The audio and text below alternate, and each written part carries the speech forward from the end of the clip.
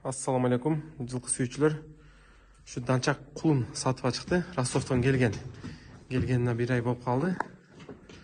Жана киличка жаргак экен.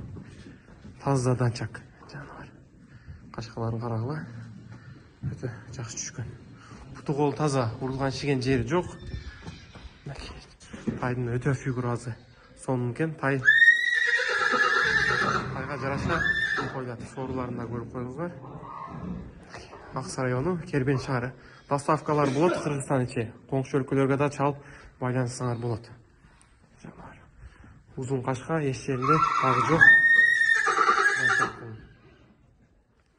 Тишине келсек, тиши 6 тиш жаң чыгарып баштаптыр.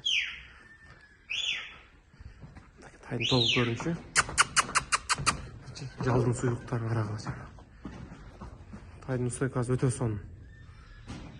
Акчасына келсек, акчасы 125 000 теми бар.